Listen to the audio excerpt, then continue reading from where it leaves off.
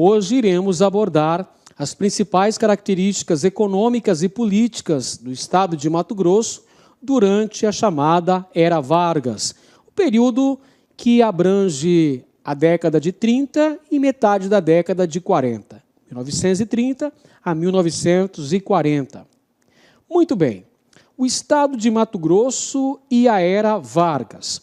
A Era Vargas ela está subdividida em 3 etapas. Mas antes de falarmos sobre a Era Vargas, convém ressaltarmos a chamada Revolução de 1930, que se constituiu no movimento armado que conduziu Getúlio Vargas ao poder. Evidentemente que o termo revolução é um pouco de forçar a barra. Na verdade, foi um golpe de Estado que garantiu a ascensão de Getúlio Vargas ao poder. Nós temos, então, uma troca de condução na política nacional. Saem os cafeicultores, ascende Getúlio Vargas. E, a partir daí, nós temos a chamada Era Vargas. Vargas governa o Brasil ao longo de 15 anos. Começa em 1930, vai até 45. E a Era Vargas, por sua vez, se subdivide em 3 períodos, a saber, governo provisório, que vai de 1930 até 1934. Governo constitucional, que vai de 1934 até 1937. Estado Novo começa em 1937 e vai até 1945. Essas são as 3 etapas que compreendem a chamada Era Vargas. Vamos ver, então, as características políticas do estado de Mato Grosso durante a Era Vargas. Durante o governo provisório, que é a primeira etapa da Era Vargas, nós temos a nomeação de interventores aqui para Mato Grosso. Não apenas para Mato Grosso, é preciso destacar, mas para todos os estados da federação, com exceção de Minas Gerais, é claro, mas os demais estados, todos eles receberam a nomeação de interventores federais. E qual era o objetivo de Getúlio Vargas ao se nomear interventores com a função de administrar os estados? A função, o objetivo, a missão desses interventores era combater o poder exercido pelas oligarquias regionais. Então, nós tivemos a nomeação de vários interventores para Mato Grosso. O primeiro deles, Mena Gonçalves, que promoveu uma ferrenha perseguição às oligarquias políticas mato-grossenses, principalmente a figura dos usineiros. Temos também a Arthur Antunes Maciel, que, por sua vez, contrariando a política empreendida por seu antecessor, buscou apoio do povo mato-grossense ao governo Vargas. Nós tivemos também o interventor Leônidas de Matos, que reprimiu o célebre movimento político do Tanque Novo, ocorrido em Poconé, no ano de 1933. Um outro aspecto importante ao se estudar o governo provisório de Vargas é analisar de forma bem criteriosa a Revolução Constitucionalista de 1932, porque ela tem desdobramentos importantes aqui em Mato Grosso. Esse movimento foi liderado pela oligarquia paulista, com apoio da classe média, tentando voltar ao poder na esfera federal. É uma reação da oligarquia paulista contra o suposto autoritarismo de Vargas, a nomeação de interventores não paulistas e militares, né, para governar São Paulo. Então, São Paulo, com o objetivo supostamente de conclamar uma Constituição, a formação de uma Assembleia Nacional Constituinte, vai se insurgir contra o governo federal. E nessa insurreição paulista, nessa chamada Revolução Constitucionalista de São Paulo, ocorrida em 1932, nós teremos a participação do sul do estado de Mato Grosso, que apoia os paulistas nessa campanha militar contra o governo federal. As tropas do general Bertoldo Klinger são formadas na porção sul de Mato Grosso. E como é que nós podemos entender essa participação do sul de Mato Grosso em apoio a São Paulo contra o governo federal? É o anseio pela divisão do Estado, meus amigos. O separatismo aflora novamente. A questão do divisionismo, ela remonta ao final do século XIX, passa pela Primeira República, chega a Era Vargas aqui durante o contexto da Revolução de 32. A porção sul de Mato Grosso vai apoiar São Paulo, visava então a separação do estado de Mato Grosso e o surgimento do estado de Maracaju. Então nós temos este panorama político durante o contexto da Revolução de 1932. Há uma dualidade administrativa, onde Cuiabá permanece fiel ao governo federal e Campo Grande vai ficar do lado de São Paulo. Então nós temos esse contexto. Em Cuiabá, o interventor federal Leônidas de Matos permanece pró-Vargas, é o estado de Mato Grosso, capital Cuiabá. Já na porção sul, nós temos Vespasiano Barbosa Martins contra Vargas, governando o chamado estado de Maracaju, cuja capital era Campo Grande. Campo Grande que assumiu a dianteira na questão econômica mato-grossense com a chegada dos trilhos da ferrovia noroeste do Brasil, 1914. Então isso faz com que Campo Grande ultrapasse Corumbá e se torne a mais importante cidade de Mato Grosso no aspecto econômico. Então já cresce ainda mais esse interesse por separatismo. Durante 3, 4 meses aproximadamente, nós temos essa dualidade administrativa. Mas, ao final da Revolução Constitucionalista de 1932, temos a vitória do governo federal. A derrota de São Paulo, a derrota de Bertoldo Klinger. Então, é desfeita essa dualidade administrativa. O resultado final, então, é a vitória de Vargas e a convocação de eleições para a formação da Assembleia Constituinte.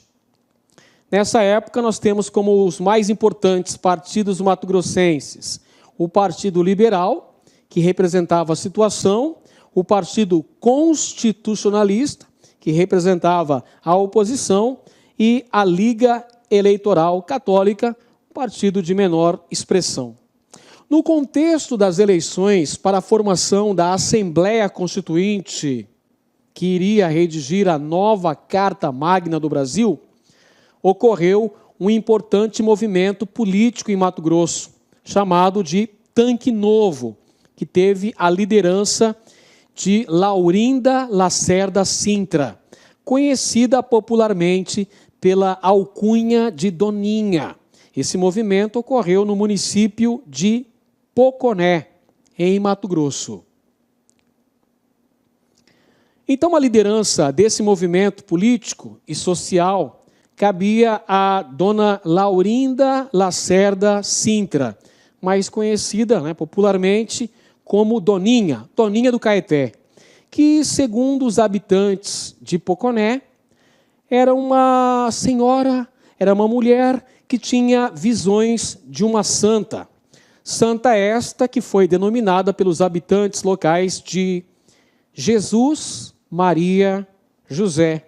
Doninha, segundo os poconeanos, curava enfermidades e fazia previsões. Durante a República Velha, vários coronéis de Poconé buscavam o apoio político de Doninha, que representava uma influência na questão das eleições. Durante a gestão do interventor Arthur Antunes, foi nomeado Manuel Nunes Rondon para o cargo de prefeito de Poconé.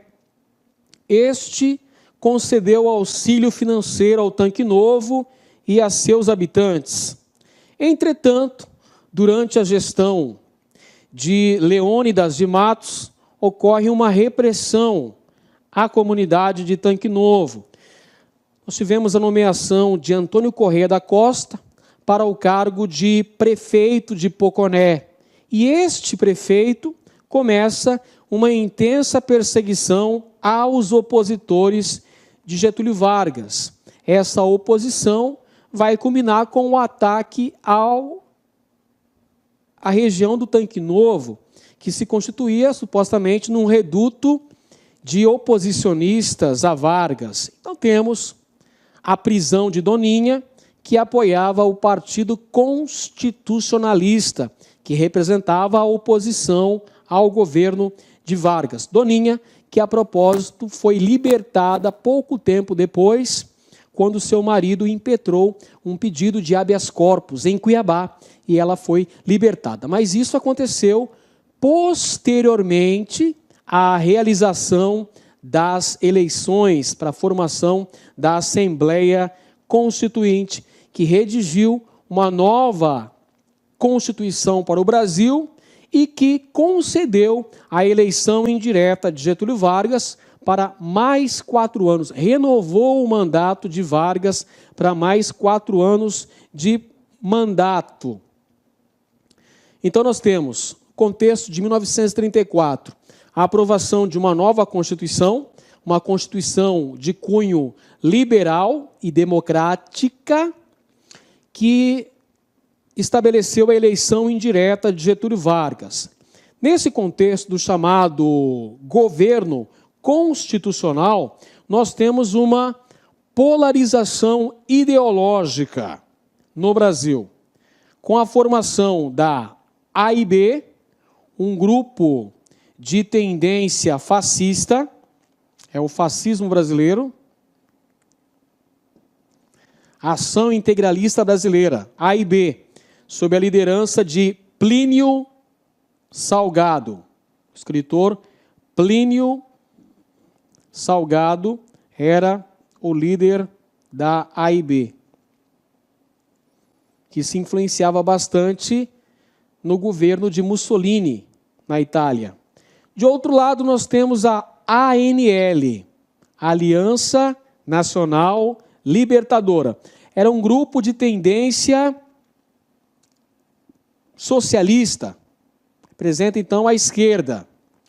O líder da ANL era o Cavaleiro da Esperança, Luiz Carlos Prestes, que participou da coluna Prestes durante a Primeira República. Inclusive, a coluna Prestes passou pelo estado de Mato Grosso. O contexto do governo constitucional era, então, desse antagonismo direita, extrema-direita, AIB, com a esquerda, a ANL. Nesse contexto de bipolarização ideológica, acontece a chamada Intentona Comunista, que foi um levante armado ocorrido nas cidades de Recife e Rio de Janeiro, que visavam derrubar o governo Vargas. Esse movimento acabou fracassado e os principais líderes da ANL acabaram presos. entre eles Luiz Carlos Prestes e sua companheira Olga Benário. Posteriormente, no ano de 1937, Vargas, alegando ameaças externas ao Brasil, acaba decretando o Estado Novo, decretando uma ditadura no Brasil. É o chamado Plano Cohen, de novembro de 1937, uma suposta ameaça comunista ao Brasil, faz com que Vargas feche o Congresso Nacional, destitua os governadores e implante uma ditadura chamada Estado Novo. Essa ditadura representa o terceiro período da Era Vargas, indo de 37 até 45. Essa ditadura se caracteriza pela suspensão dos direitos e liberdades democráticas, pela perseguição aos opositores do regime do Estado Novo, que era empreendida através da polícia política do Estado Novo, que tinha na figura do Cuiabá Filinto Miller a maior expressão. Nesse período da ditadura do Estado Novo, nós tivemos a criação do Departamento de Imprensa e Propaganda, DIP, órgão que visava a construção de uma imagem positiva da ditadura e, ao mesmo tempo, o culto à personalidade do líder Getúlio Vargas e também a censura aos meios de comunicação. Em relação a Mato Grosso, nesse contexto do Estado Novo, tivemos a nomeação de Júlio Miller para o cargo de interventor federal. E as principais características de seu governo são a construção de grandes obras públicas, visando a modernização de Cuiabá, para a sua manutenção como capital de Mato Grosso, e a captação de recursos junto ao governo federal. Então, quando se fala de Estado Novo, da ditadura do Estado Novo em Mato Grosso, estamos falando especificamente da administração de Júlio Miller, irmão de Filinto Miller. Filinto Miller, como vimos, era o chefe da polícia política de Vargas, no Rio de Janeiro. O irmão dele, Júlio Miller, era o interventor federal, era o governador do estado durante o chamado Estado Novo e promoveu a construção de grandes obras públicas, como, por exemplo, a residência dos governadores, o Grande Hotel, a ponte Júlio Miller, a primeira ponte de concreto sobre o rio Cuiabá, a construção da Avenida Getúlio Vargas, a reconstrução, a reforma do Liceu Cuiabano, o Cine-Teatro Cuiabá e a Estação de Tratamento de Cuiabá. Durante o governo de Júlio Miller, como interventor federal em Mato Grosso, tivemos a visita de Getúlio Vargas, é o primeiro presidente da República a vir para a capital mato-grossense. Isso no ano de 1941. Ocorre a visita oficial do primeiro presidente da República à capital mato-grossense, inaugurando justamente essas obras de modernização da cidade de Cuiabá, como a reforma do Liceu Cuiabano, a construção do Grande Hotel, a inauguração posteriormente da primeira ponte de concreto sobre o rio Cuiabá, ligando as cidades de Cuiabá e Várzea Grande. Várzea Grande que à época ainda nem era emancipada em relação a Cuiabá. É a ponte Júlio Miller, 1942. Agora, do ponto de vista econômico, quando se fala de Mato Grosso durante o contexto da Era Vargas, temos necessariamente que estudar a chamada Marcha para o Oeste, que é o primeiro movimento promovido pelo governo federal, visando a ocupação e a colonização das terras do estado de Mato Grosso. Isso ocorre no início da década de 1940. A Marcha para o Oeste tinha como metas específicas estabelecer um processo de convergência das fronteiras econômicas e políticas constituindo dessa maneira um bloco homogêneo da nação brasileira. Em suma, meus amigos, os objetivos principais da Marcha para o Oeste era promover a ocupação dos chamados espaços vazios.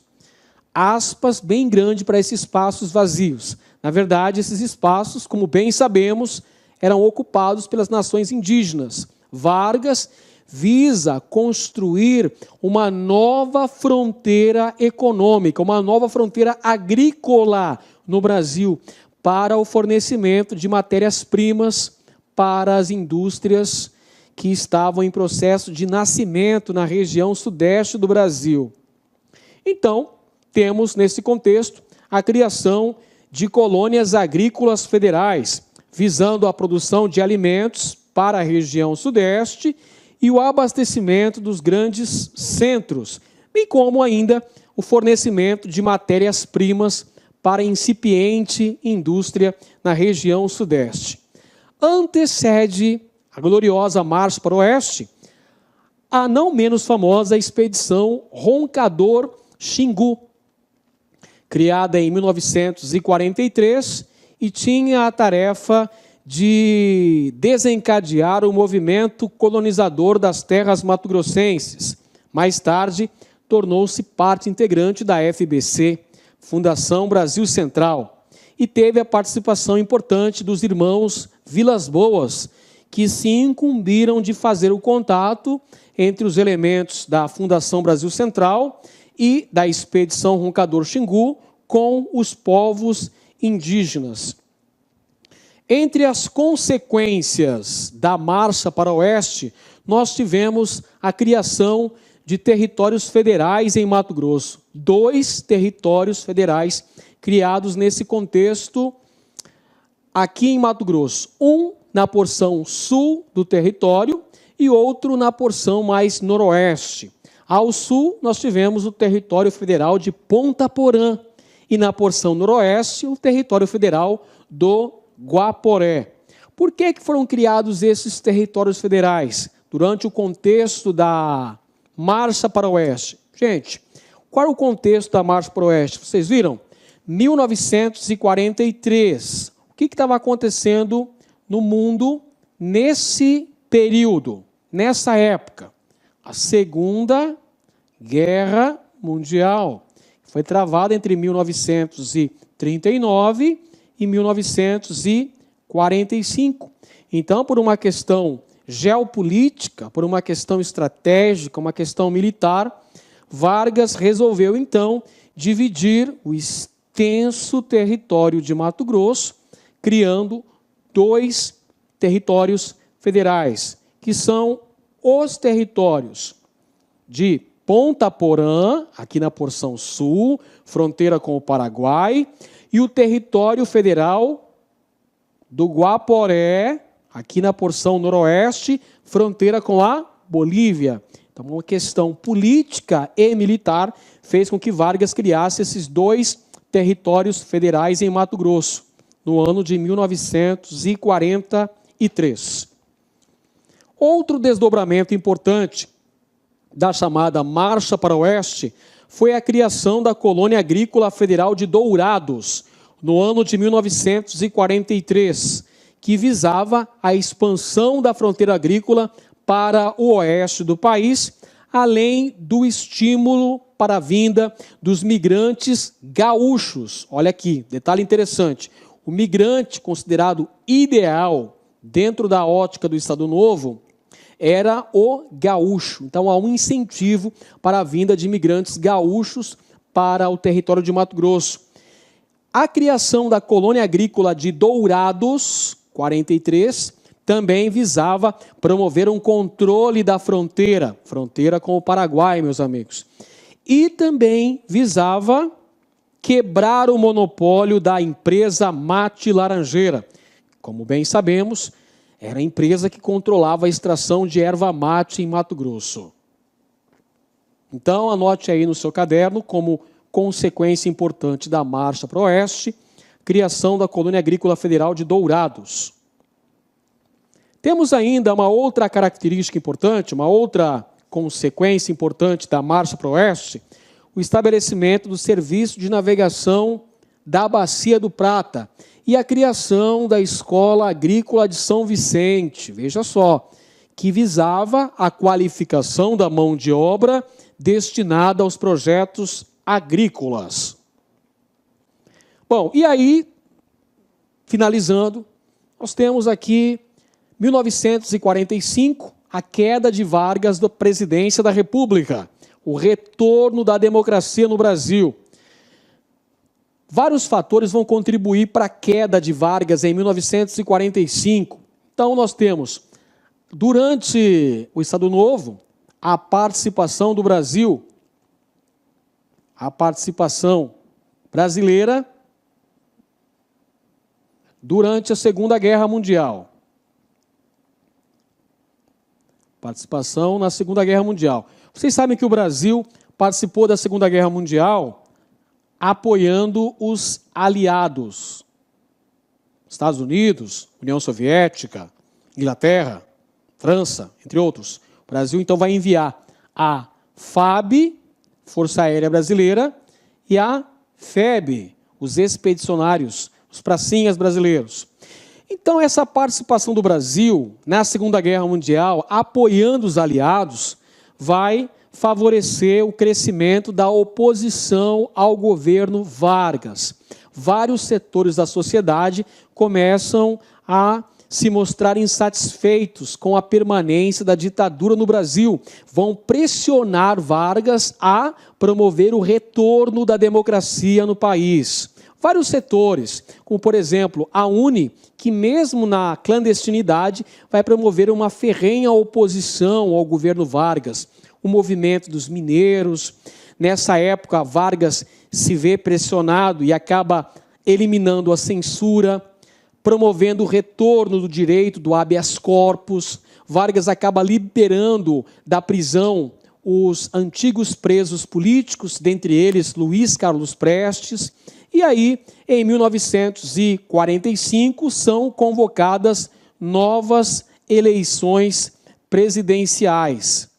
Novo movimento, e visava, inclusive, formar uma Assembleia Constituinte. Visavam escrever uma nova Constituição para o Brasil, porque durante o Estado Novo vigorou uma Constituição de inspiração fascista no Brasil, a Constituição de 1937, não é mesmo? Constituição esta que ficou conhecida como polaca, uma Constituição que estabelecia, inclusive, pena de morte. Por isso, claro que ao final do Estado Novo, nós temos um desejo pela volta das garantias democráticas ao Brasil. E em 45, então, ocorrem eleições para a formação de uma Assembleia Constituinte, que iria redigir uma nova Constituição para o Brasil. É interessante ressaltar também que, nesse contexto, surge o movimento queremista. Era um movimento que defendia a permanência de Getúlio Vargas no poder, conduzindo o Brasil para uma democracia. Esse movimento acabou derrotado pelas Forças Armadas, que obrigam Vargas a deixar a presidência. Então, Vargas é deposto em 45, são realizadas eleições para a formação da Assembleia Constituinte e também são realizadas eleições para presidente da República. E uma curiosidade interessante, o eleito presidente da República é justamente um cuiabano, Eurico Gaspar Dutra. Então, no processo de reorganização política brasileira, nós temos aí o retorno dos partidos que estavam na ilegalidade, como, por exemplo, o Partido Comunista Brasileiro, mas nós temos o surgimento de novos partidos políticos. Por exemplo, o PSD, o PTB, com inspiração trabalhista ligado a Getúlio Vargas, e a UDN, um grupo de oposição ao presidente Getúlio Vargas e a sua política, o varguismo, o trabalhismo. Então, as principais forças políticas no Brasil e em Mato Grosso, por extensão, eram, veja só, Os principais partidos, o PSD, o partido que apoiava Vargas, e a UDN, o partido de oposição a Getúlio Vargas. Esses dois partidos vão se constituir nas principais forças políticas em Mato Grosso, durante o período que vai anteceder o golpe militar. É o período que vai de 46 a 1964.